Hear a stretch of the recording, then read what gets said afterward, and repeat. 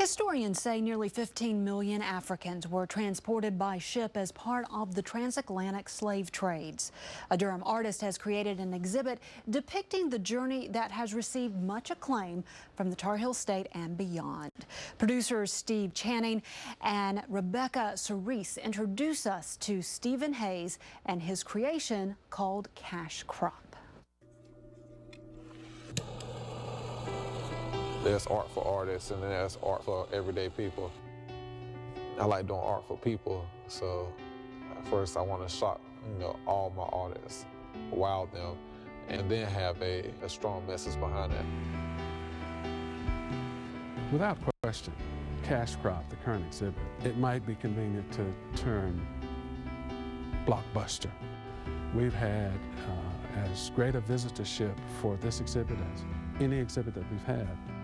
And of course, this could not have happened without what I would term the genius of Stephen Hayes. Stephen Hayes is one of those rare individuals who is low-key, but whose work is simply astounding. It's great for me to have my sculptures come back to my school, just to show people who I am, what I've done, and who I'm, I guess, going to be. I remember in a conversation with Stephen, I asked him where the idea came from to look at Cash Crop, to look at this whole notion of the Middle Passage. I came across the image of the Brooks slave ship plan, and that image that depicts how many people they can pack into one area at once. Going through different books, I came across the estimate that 15 million people were transported between the years of 1540 and 1850, which is roughly about 300 years. And I just wanted to see how could I bring the past to the present and make both of those collide to one another, and how do we still benefit from transporting goods from one place to another. I decided that I would make 15 life-size sculptures and connect them to a pallet. And the reason why I connect them to a pallet, because back then people were considered goods, livestock, product, and all our goods today are shipped on pallets. Instead of going to pick up people to work, we go and outsource our goods from third world countries and sweatshops. So that's how I wanted to tie it together. I wanted people to walk into my sculptures to feel a part of the sculpture and to feel like they could have been one of these people that were on this ship.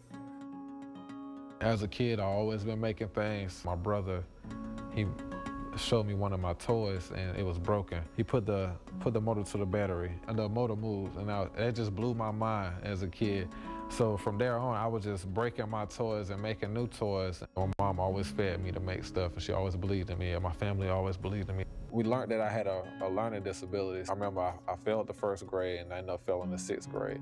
So I brought my grades up when I was in the 10th grade, and I ended up skipping the 11th grade. And then I came to North Carolina Cental University. My major was graphic design, graduated in 2006. By that time, I had applied for school at SCAD, Savannah College of Art and Design in Atlanta, for sculpture. Just to get up and move and go somewhere new to learn about art was something I guess I needed to do. When I got into SCAD, I didn't go the first quarter when I got in because I didn't have enough money to afford to go there. And I have a good friend, his name is Chris, and his parents, I sat down and talked to them. They came to one of my art shows. They bought some of my artwork, and then they wrote me a check to go to school. Going to SCAD was hard for me, but it bettered me. Now my art has meaning. I can talk about my artwork. From there, I did my thesis show, which is this Cash Crop. The exhibit was held at the renowned Mason Mirror Gallery. Going into Mason Mirror and having a meeting with Mark, I came in with the image of the little boy, and I just seen him lean back. He was like, whoo, and he looked at it for a while, and then he was like, okay, I like this. In an unprecedented move, they gave Steve their premier space. A student had never been given that space. And like the first thing I could do when I got in my car was call my mom and tell her, like, he gave me the main floor. This exhibit literally took Atlanta by storm.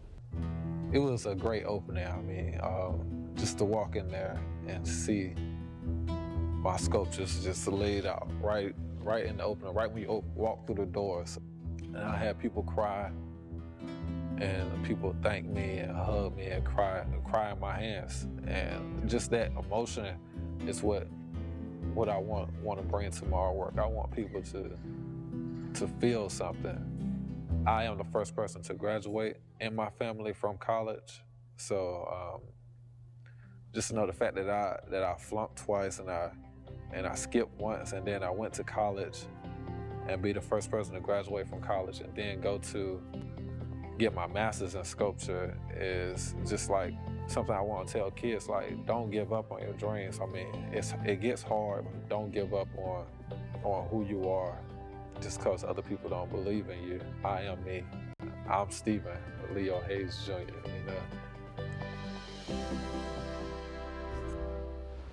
The Cash Crop exhibit will be on display at the Harvey B. Gantt Center for African American Arts and Culture beginning in January 2020.